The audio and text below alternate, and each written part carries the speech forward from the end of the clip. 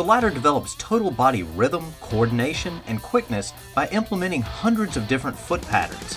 As you implement the teachings from this video into your training routine, you should strive to follow 3 basic rules. First, master the basic drills in each category before progressing to the more difficult drills. Second, as you perform each repetition, view the ladder in thirds and switch gears with each third. This means going slow enough in the first third to create a perfect rhythm and motion. In the second third, you should accelerate the perfect motion from the first. The final third is where you aim to reach top speed. Your goal is to never mess up and hit the ladder, but if it's going to happen, it should happen in the final third where you're really trying to step on the gas. Finally, as you move through the ladder, listen to your feet. Because each drill has its own unique pattern, it also has its own unique sound and beat. Concentrate on this sound and making it gradually increase in tempo. By following these 3 basic rules, you will ensure that you get the most out of your ladder training. On this first drill, the athlete alternately places one foot in each hole and concentrates on maintaining an upright posture. It is essential that the athlete learn to keep the backward snap of the elbow in sync with the feet. As the right elbow drives back, the right knee drives forward, and vice versa. Like with all drills on this video, only the front portion of the athlete's foot strikes the ground. 2-foot runs is performed exactly the same way as 1-foot runs, except that both feet must now land in each square. Motions here are shorter and faster than those used in 1-foot runs. Be sure to perform equal repetitions leading with your right and left foot. The most basic lateral motion drill is a lateral run.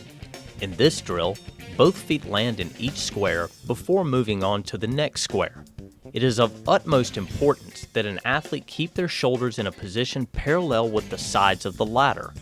By maintaining this position, the athlete is capable of reversing their movement from left to right.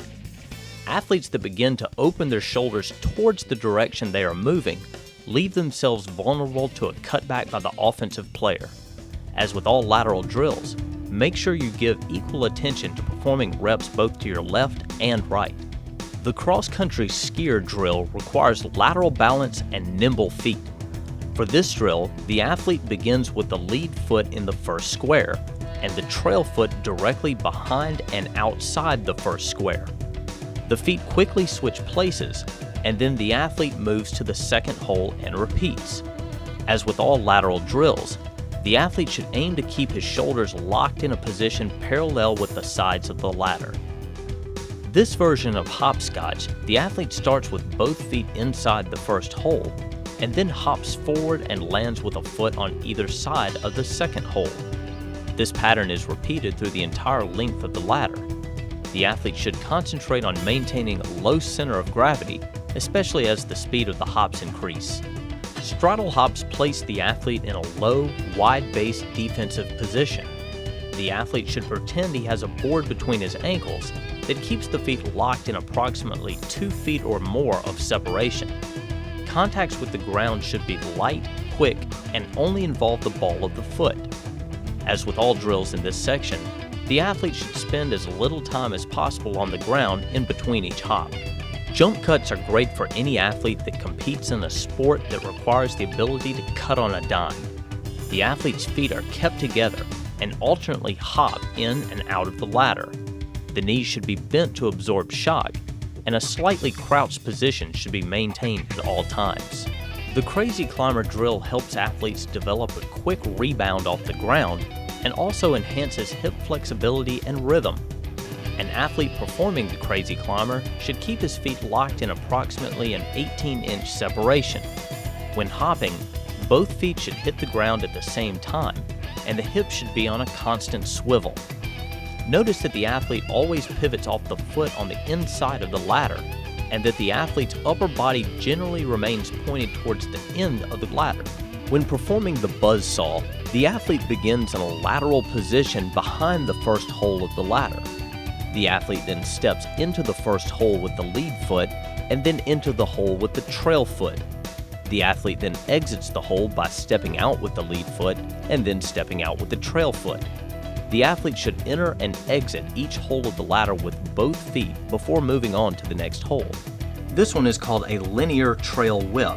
Linear because the athlete is moving forward, and trail because the whip leg is behind the athlete. Here the athlete moves in a linear path and keeps the lead leg inside the ladder and hits every hole. The trail leg stays outside the ladder and alternately whips from side to side behind the athlete's body. The athlete's shoulders should stay aimed towards the end of the ladder throughout the repetition, and only the hips should rotate. This exercise requires a lot of rhythm and hip flexibility. The Icky Shuffle is one of the best drills that can be performed on the ladder. The foot pattern used in this drill involves stepping into each hole with both feet and then stepping to either side of the ladder with only one foot. Because this is such an important drill, we encourage athletes to take this one slow and really master it before moving on. Once the athlete masters the basic pattern of this drill, lightning speed can be achieved by concentrating on speeding up the sound of the feet.